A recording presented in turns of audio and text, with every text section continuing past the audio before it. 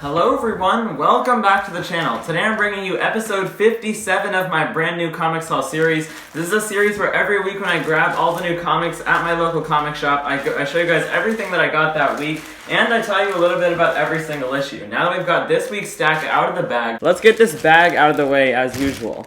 Okay, now that's all over with, let's get right into this haul. I am using a brand new comic stand. The old one unfortunately broke at the bottom. I made this out of cardboard. I'm actually kind of proud of it. My dad helped me a little bit, but it's like two pieces of cardboard that I cut out, fastened together by this wire at the bottom. I don't know, you don't have to buy a comic stand. You can definitely make them homemade, and this is proof of that right here. But now that we've got that out of the way, let's get right into this brand new haul. We always start the haul off with my most anticipated issue of the week. This week, that's gonna have to go to Fantastic Four Reckoning War. This is issue 41 of the ongoing Fantastic Four series. But right now there's some really important stuff going on because it's the Reckoning War. I'm going to keep on hyping up this event until all of you guys pick it up because man, there is some crazy stuff going on in Fantastic Four right now. To give you guys a little bit of a rundown, it is pretty complicated, so you do need to pick it up and read it for yourself to understand all the details. But basically, the Watchers didn't used to be Watchers. Nowadays they watch from afar. They're only allowed to observe and not intervene, but they used to be like these holy beings that were almost worshipped.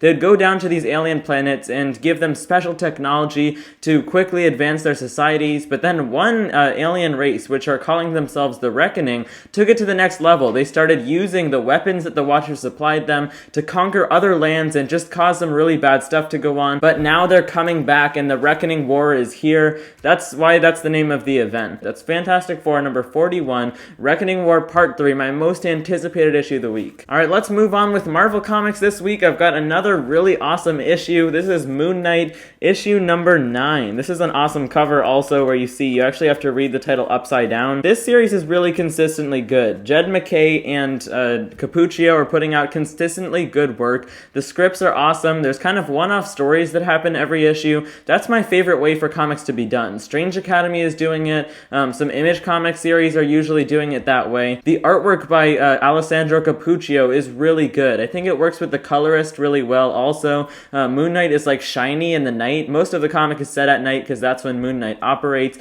Really great series so far. Most of you guys are probably already reading this, but if you haven't, I definitely recommend checking this out. The first trade paperback is probably already out. Really great series so far. That's Moon Knight number 9. Alright, let's hop on over to the Spider-Man side of the Marvel Universe. I've got a couple of Spider-Man themed issues this week. The first one is an issue of his ongoing series. This is The Amazing Spider-Man, issue number 91. This is What Lurks Behind Door Z. That's a great cover by Arthur Adams, and the creative team on this issue specifically is Kelly Thompson on writing and Sarah Pichelli on art. They did a little 2-issue story arc, that whole Morbius story arc, way back at the beginning of Beyond, and now they're coming back to kind of end it off. At the last issue, I don't want to get too far into spoilers, but there were some really big revelations with the whole Queen Goblin storyline that we had going on. Queen Goblin ended up fine by the end of that, so it seems like she might actually carry into the next run, and I don't know what Door Z is. I don't even think it's been a part of Beyond, really. It might have been in one of the Miles Morales Spider-Man tie-ins, actually, if I'm remembering that correctly,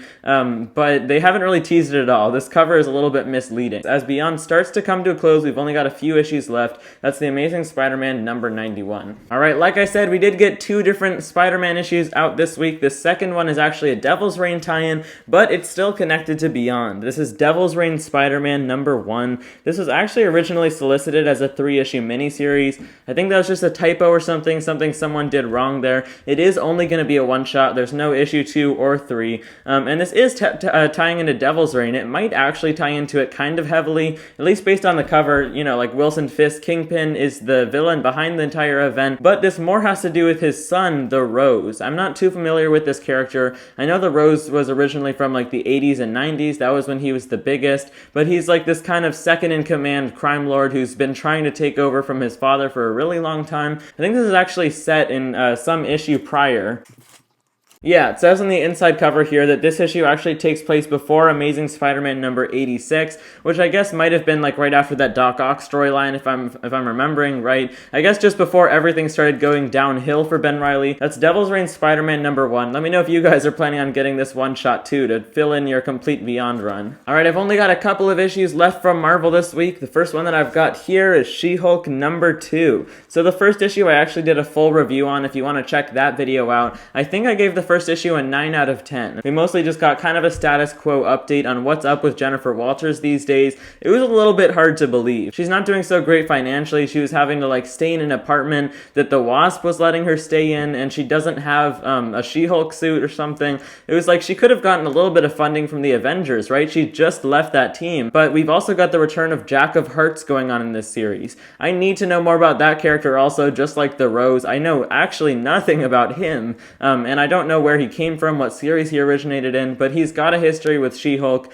He's also in Reckoning War right now, so those series are kind of coinciding at the moment. That's She-Hulk #2. I'm excited to see how this ongoing series progresses. Alright, now on to the final issue that I ended up picking up from Marvel Comics this week. We've got Alien #10. So this is, I think, the fourth part of this current story arc that we've got going on for Alien. It's written by Philip Kennedy Johnson with art by Salvador Larroca. They've been the creative team on every single issue. Honestly, there's not actually too much happening in Alien. It's not that complicated of a comic, which can be a good thing. I mean, the first arc was kind of the same as this one in that it's mostly just aliens chasing the people, kind of like in the movies, and there's not much going on plot-wise besides that. We do have our main character, Jane, who's featured on the cover there, who's just part of this new arc. The two arcs that we've had so far are not related to each other, and she's the leader of this, I guess, like colony of people who have terraformed this planet. Now we've only got a few survivors left, including Jane, and her cancer that she's been diagnosed with is slowly eating her away. She's becoming weaker and weaker,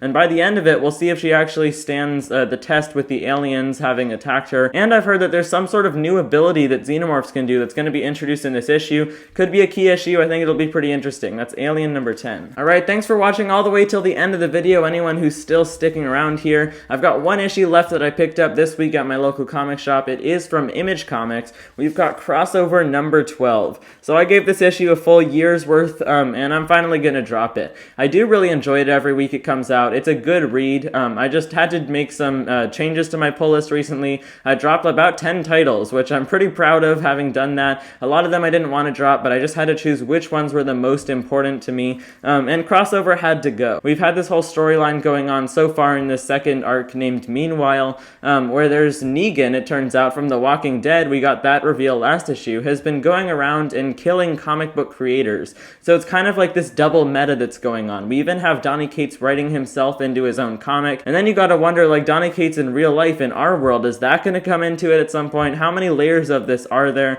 So it is confusing in that sense. We haven't had too much of a focus on the main characters lately, who I'm the most curious about, so I guess that might be a reason that I'm dropping it. All the same though, I wish I could keep getting this. I'm probably going to try to get it in trade paperbacks as it comes out so I can keep on reading it. That's crossover #12. If you guys are still getting this book, let me know what you're thinking about it down in the comment section below. Well, alright then, that was every single one of the brand new issues that I picked up this week. I want to know what you guys got though. Let me know all that down in the comment section below. Which one was your most anticipated? Which are you looking forward to this week? Or if you've already read your issues, which one was the best? So if you enjoyed this video, if you're new here and you liked the video, make sure to click that subscribe button down below. You can also hit that notifications bell, which is sitting right next to it. You'll be notified every single time I post a new video if you don't want to miss any. So thank you guys so much for watching. Bye guys.